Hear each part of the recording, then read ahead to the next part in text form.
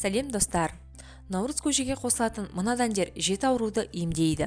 Ол қандай дәндер? Мені жоғалта алмас үшін лайк басып, каналыма тіркеліп, жаңа видеоларымды көру үшін қоңырауша белгісін басып қойыңыз. Наурыз көжені тауысып ішіңіз. Ел ішінде кесеге құйылған наурыз көжемен бірге несібеңіз қоса құйылады. Түгел ішсеңіз, жыл бойы тоқшылық пен молшылық сізге серік болады деген сенім бар. Наурыз көжеге не үшін 7 түрлі азық қосылатын бәріміз де жақсы білеміз. Оны айтып жатудың еш қажеті жоқ. Бірақ құрамы мен дәрумендер мен минералға затқа тұнып тұрған көже сан түрлі дертке дауа болады. Көженің құрамындағы 7 түрлі дәннің әрқайсының өзіндік емдік қасиеттері бар. Соларға тоқталып өтейік. Бірінші, тары. Құрамы фосфор, кальций, магний, натрий, калий, хлор, күкірт, А, Е, В1, В2, В6 және В9 дәрумендеріне өте бай. Емдік қасиеті. Тары ұйқы безді емдейді. Ол үшін 250 грамм дәнді жуып эмальді ыдысқа саласыз. Оған 2 литр су құйып, көлемі жартыға азайғанға дейін қайнатасыз. Сонан соң оған 250 грамм үгілген асқабақ қосып, тағы да 20 минуттай қайнатыңыз. Дәмін келтіру үшін аздап тұз, 20 грамм өсімдік майын қосып, кешкі асқа жеңіз. Бұл тағамды 7 күн үзбей жесеңіз, ұйқы безінің жұмысы жеңілдеп, саулығы жақсарады. Екінші, бидай. Құрамында В тобындағы дәрумендер мен фосфор, темір, магний, мырыш, калий сынды минералдардың қайнар көзі болып табылады. Емдік қасиеті. Қаназдық пен ақ қандылықты емдейді. Ол үшін 45 грамм жуылған бидай жармасын 250 грамм қайнатылған суға саласыз. Ыдыстың бетін мықтап жауып тұндырып қойыңыз. Шамамен 2 сағаттан соң тұнбаны сүзіп алып, 15 граммнан ішесіз. Емді тамақтан алдын жүргізу керек. Ал үш қату мен гастрит кезінде мұна тұнбаны дайындайсыз. Тұнбаға 200 грамм бидай мен 1 литр су керек. Екеуін ыдысқа салып отқа қойыңыз. Баяу отта 1 сағаттай қайнатып сүзіп алыңыз. Дайын болған тұнбаны жылы күйінде жарты стақаннан ішесіз. Емді күніне 3-4 рет тамақтанудан 30 минут бұрын жүргізу керек. Үшінші, жүгері. Құрамы Е, А, С және В тобындағы дәрумендерге өте бай. Сондай-ақ магний, кальций, калий, натрий, фосфор, темір, мыс сынды минералдарды кездестіруге де болады. Емдік қасиеті. Қан қысымын реттейді.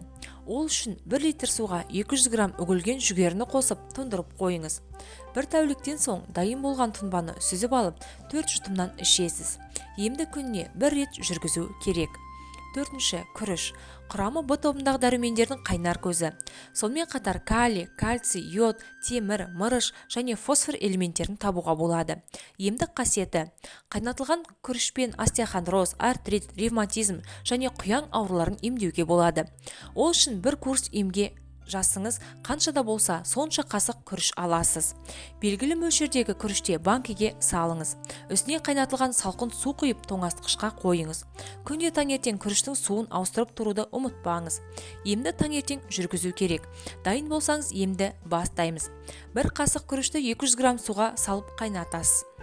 Май мен тұз қоспайсыз. Піскен кезде оттан алып жылы күрішті жейсіз.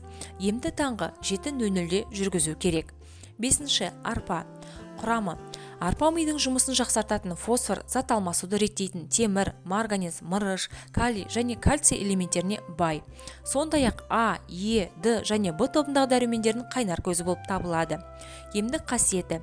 100 грамм арпаны 1 литр қайнаған суға салып тұндырып қойыңыз.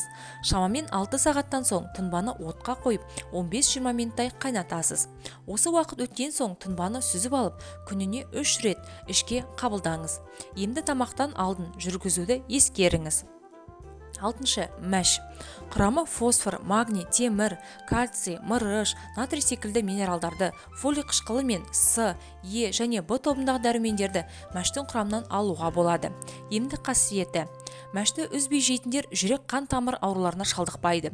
Жүйкелері тыныш, холестерин деңгейі қалыпты, қандағы қант мөлшері өзгеріссіз, ағзасы мықты болады. Мәш иммунитетті көтереді, ақыл-ойды дамытады, есе сақтау қабілетін жақсартады, көру қабілетін қырағы етеді. Сонымен қатар бүйрек пен әйелдерде кездесетін аурулардың алдын алады.